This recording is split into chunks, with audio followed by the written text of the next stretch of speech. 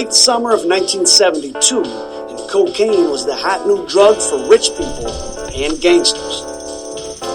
But the rest of America was in the grip of its first drug epidemic, heroin. And in the dope capital of the country, New York City, the streets were dry. Sharp recent increases in the prices of heroin throughout the eastern United States indicate that the supply is drying up and that the pressure is on the criminal drug trade. Down in Miami, plans were in motion to get the heroin business rolling again. Three-continent pipeline was about to be opened up between France, Venezuela, and a Brooklyn-based gangster. During the 1960s and into 1971, convicted Nazi collaborator Auguste Record had led a group of Corsican criminals known as the French Connection as they flooded America with heroin and cocaine. Auguste Record, considered the biggest heroin trafficker ever brought to justice in the United States, today was sentenced to a maximum of 20 years in federal prison. But by September of 72, Auguste Record was in jail, and with the Vietnam War ending, the political considerations that had protected the French Connection evaporated. The gangster set to break the East Coast heroin drought was a 29-year-old black man named Frank Matthews, the biggest drug dealer in America, even bigger than the mafia itself. In 1971, the federal government estimated that 1/3 of all the heroin sold in the United States passed through his hands. The courier, Jules Sereni, was a small-time French television star who had smuggled before and was set to bring Frank Matthews hundreds more kilos after this test load went through. But the U.S. government had been tapping Frank Matthews' phone and had a massive investigation going. Sereni had been told that the bribes were paid and he'd have no trouble coming into Caracas with his suitcases. He was, in fact, arrested with 22 kilos and 3 suitcases. The 22 kilos in this particular deal was a small load, but it was the last gasp of the French Connection and, ultimately, of Frank Matthews.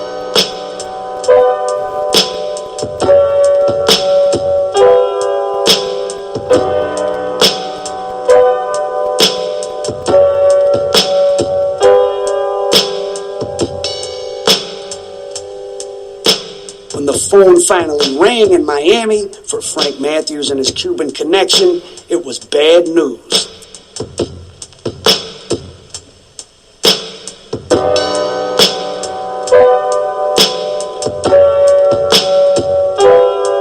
After an enhanced interrogation, the French courier gave up enough information to launch a massive indictment that stretched from Venezuela all the way across multiple American cities. The Frank Matthews organization was soon to join the French Connection as yesterday's news. The black man wants ownership. He wants to be able to own his own things and make up his own mind. Criminal ethic, that street corner value system is overpowering. Never no less than 50,000 just in a gate. Damn, we got all the $100 bills in America. Black power was for equality for African Americans. Black gangsters, they're destroying the community. The death wish that it's still possible to go out here and sell some cocaine and buy a Cadillac. The Jews, the Irish. I mean, as every group in America has attempted to go to the next level economically, the story of organized crime and narcotics has played a part in it. We had indicted Frank, and our indictment included about 20 foreign defendants, Venezuelan customs agents, and Jules Sereni, the courier who came from Marseille with 22 kilos of heroin. Miller and I were requested to report to the criminal division immediately for a meeting with the CIA. There are international ramifications as to things we're doing in Venezuela and with the Russians that we can't talk about. And you will have your indictment dismissed in federal court. Need I say more? And we said, we understand, and they said, have a nice day. So just why was the Central Intelligence Agency intervening in a drug conspiracy case that revolved around a 29-year-old black man operating out of Brooklyn? The Frank Matthews case gives us a powerful and disturbing glance into the economic state of urban black America circa 1970. We must realize that something has been happening economically in our country. People are on the move. The population is shifting. I've always heard that Negroes buy shoddy, poor-quality merchandise. No, it's just the other way around. According to leading researchers, in proportion to population and income, Negroes buy more quality products than any other comparable United States group. Per capita, they buy more cosmetics, drugs, and toiletries than anyone else in the country. Like the Italians, Irish, and Jewish families that made their fortune during Prohibition, including the Crooked Kennedys, a handful of black gangsters and their families went from rags to riches seemingly overnight. But it was a wild and violent ride, coinciding with the high tide for the civil rights movement.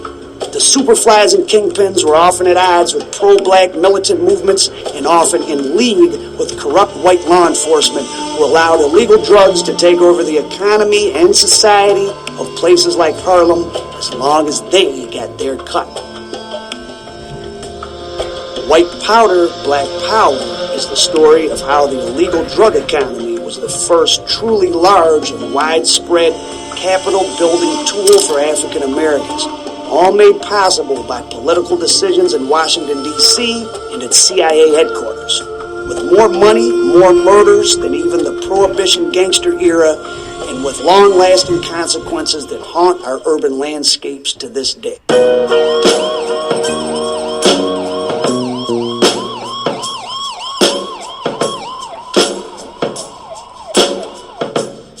I believe these various groups, these radical groups, they come in and they see this as a golden opportunity to keep something going. Really, it's just organized vandalism. That's what I believe it is. What do you think touched this whole thing off? I really don't know. It was the best of times, it was the worst of times for black America. In 1959, nearly 60% of blacks lived in poverty. 10 years later, that figure was down to 32%. But while it was the white people fleeing the cities because of crime, decay, and industrial decline, it was black people actually suffering from the rapid growth of crime in the late 60s. The riots across the country, from Watts to Harlem, sped up this process and left a lawless urban landscape ripe for the pickings of a new breed of criminal, the drug kingpin. Historically, heroin had been in the black communities way back in the early days. We as Americans always want to be very romantic about things. This is about capitalism, and this is about a type of capitalism that many poor blacks could not go anywhere but to.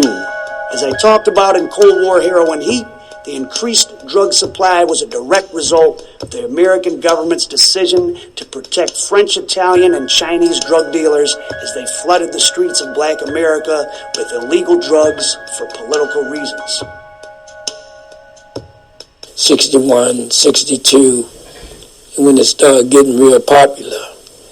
And then around 1964, 65, it was really growing. It was booming, In Harlem, which was ground zero of the heroin epidemic thanks to the Italian mafia, a shocking 20%, 1 in 5 of black men were injecting heroin with needles on a daily basis circa 1970. 3 of the biggest drug kingpins in the United States at that time were black: Frank Lucas, Leslie Ike Atkinson, and Frank Pee Wee Matthews. Extremely intelligent. They were not given the education opportunities that the whites had. It was a poor community. We lived in poor housing. From that poor housing, we went to poor schools, received a poor education, and that poor education sent us on poor paying jobs. It returned us right back into the poor community. Paid you, $1.55 an hour. Here, the only job you're going to get, wash these dishes. A lot of disrespect. And I wasn't having that. And the only other way I knew to earn that type of money was in narcotics. With Vietnam and the introduction of LSD and the return of the soldiers from Vietnam, the drug scene kind of proliferated. Every man leaving South Vietnam now is tested for heroin addiction. New York City was ground zero. 1 out of 5 men in Harlem were injecting heroin on a daily basis, and a rogues gallery of Cuban, Puerto Rican, and black dealers fed the streets with the heroin and cocaine they got from their Italian suppliers, or, increasingly, that they got themselves directly. New connects, new sources of supply were appearing every day as the drug business had become an important part of the American economy. The interesting thing is I toured the nation. I saw those same types of men in many cities, whether it was Philadelphia or Baltimore or Washington, D.C. They were the ones that would go to the little private parties after a concert, and those men were an elite group. There's an old saying in the streets, there's no business like blow business. In 1970, $500 of Turkish morphine base turned into a $5,000 kilo of heroin in Marseille, France, which turned into a $20,000 kilo in New York, which could turn into as much as $1 million by the time it went into a junkie's veins. The poppy plant is the mother of the world's highest profit margin commodity. This is right before Watergate. The president called all of us down to the White House for a meeting on his drug abuse plan.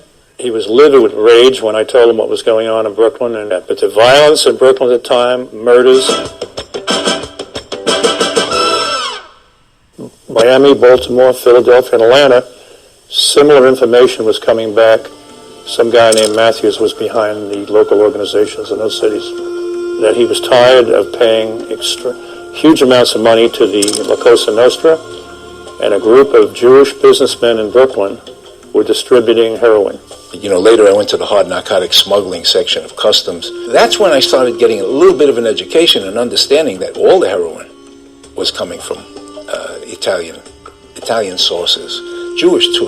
In 1959, the criminal landscape of America changed drastically.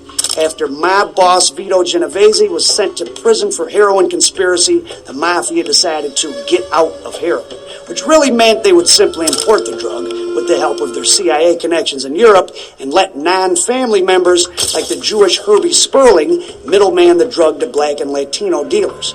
The biggest middleman of all was Lou Cirillo, the mafia's point man when they decided to get back in the business around 1970. Before Frank Matthews got his own Corsican source, Lou Cirillo supplied him, along with most of New York's biggest dealers. Something went wrong for the mafia in 1972, though, something big. So big that the boss of the Lucchese family, Tommy Ryan Eboli, was executed in Crown Heights, Brooklyn on the orders of the Mafia Commission. The basic issue for us is self-determination. It's to be able to live in America with some degree of dignity. It's to have some control over our own destiny. We don't want welfare, colonialism in the black ghetto. We don't want white business to come in and say, well, we're going to do you a favor today. We're going to give you 300 jobs. The basic issue has to do with whether or not we can control some employment for ourselves. And that means we've got to have some kind of selective patronage. We've got to control businesses in black communities. So the mafia heroin business was in disarray, and the French Connection was over. In this power vacuum, kingpins like Frank Matthews and Eddie Jackson became some of the richest black men in America almost overnight.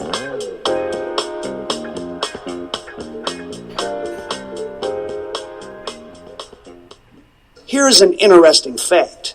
When Norris Herndon, heir to the Atlanta Life Insurance Company and reputedly the richest black man in America, died in 1977, he was worth $23 million. I know for a fact that dealers like Nicky Barnes in New York and Eddie Jackson in Detroit were profiting up to $1 million a month at that time. And Frank Matthews at that time, I think, was probably under 30 years old, was extremely bright, had good leadership skills, and had convened a meeting of all the top African-American and Hispanic drug dealers in Atlanta, Georgia, in 1971. And his goal was to unite and form a family where they cut out the Italian mafia and went right to the source of heroin and brought it in and controlled the distribution. He put $4 million on the table at one time. And he bragged about this. And he says, let me see if you can match this. And nobody could at the time. And he bought heroin or cocaine. Detective Garay's story here seems to dovetail in with a story from a federal informant. In early 1971, the informant said he went to a brownstone in Brooklyn to chip in on a heroin purchase that Elwood Bynum and Frank Matthews were organized